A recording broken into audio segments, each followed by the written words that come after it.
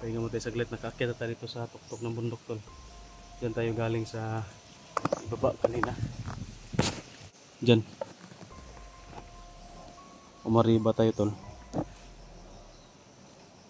Diyan sa baba. O dito tol, banda. Pagpunta natin diyan, diyan na yung Mount Bitay tol. At marami tayong nadali diyan kanina tol sa baba. Mga kalaban. Kaya buti nakaakyat tayo dito. At nakapag-upload tayo ng isang video tol. Na yun po no. Yun tol. Maririnig na natin yung sounds tol. No, sa Mount Bitay yan banda. You know? Sobrang lakas. Pero yung mga perimeter ito, nadali ko na lahat. Konti lang yung natira siguro. Kasi sobrang dami na nadali natin. Pahinga mo tayo sa gilid ito. Kausap natin si ano kaya tol, Tatay Victor. Kaso nagmamadali na umalis. Kaya bulabog na pala siya. Hindi na siya makalapit. Alam niya ang bihag si Brad Pitt pero hindi na siya makalapit kasi bulabog na pala nung mula ng time na kinuha si Atoy ni Brad Pitt. Binaba namin. Alam na pala ng kalaban no, siya yung pinaghinilaan. At siguro nakita siguro yung video tol.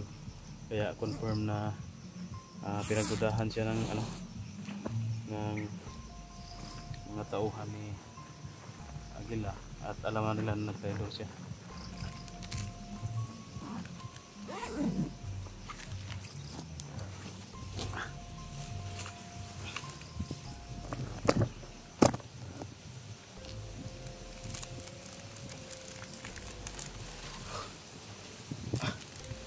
Grabe.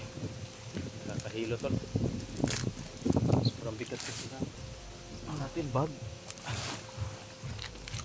Bakit sa bundok.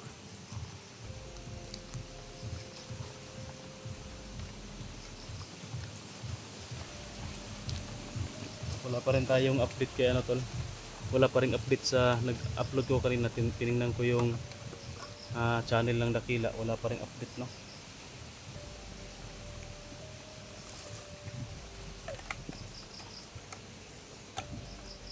Siguro naubusan na yun ng load or siguro hindi na sila nag-video.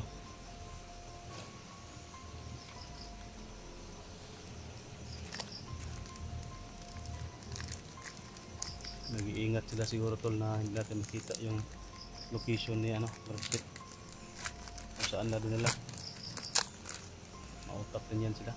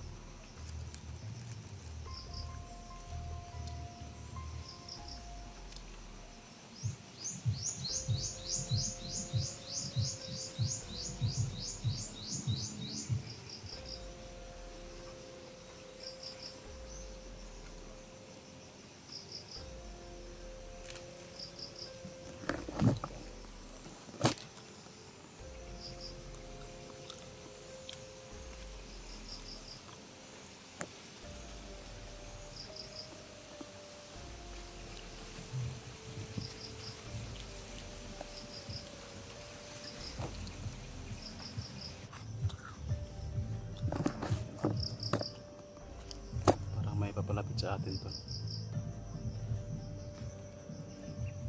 Diyan banda sa taas.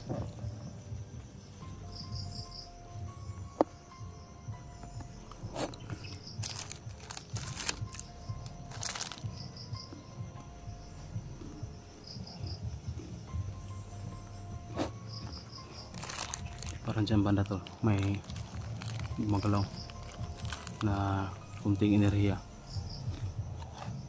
Pero hindi yan si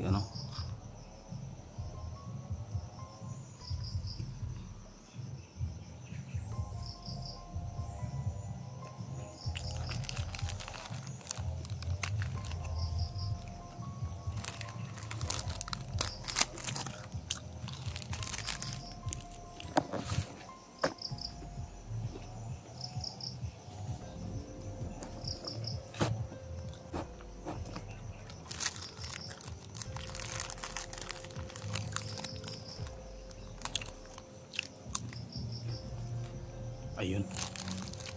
Yun nga.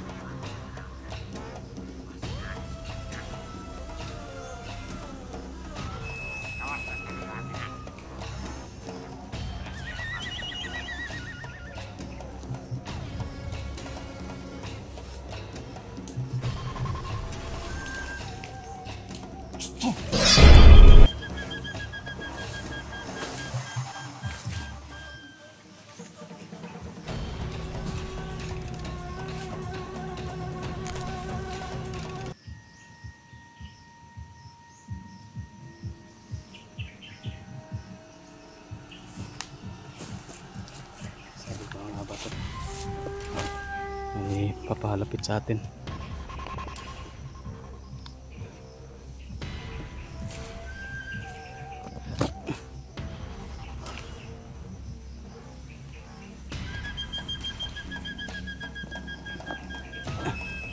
Kailangan nating mga natin tago.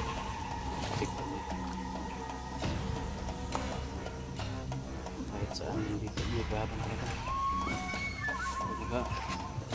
Pahinga ng maayos.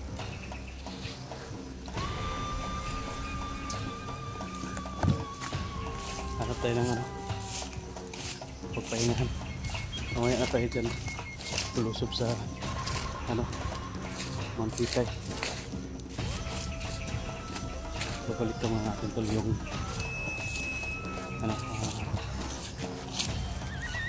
location ni Torrens. Tubusin din natin ang location para kita natin may kasama tayo na lulusog dito.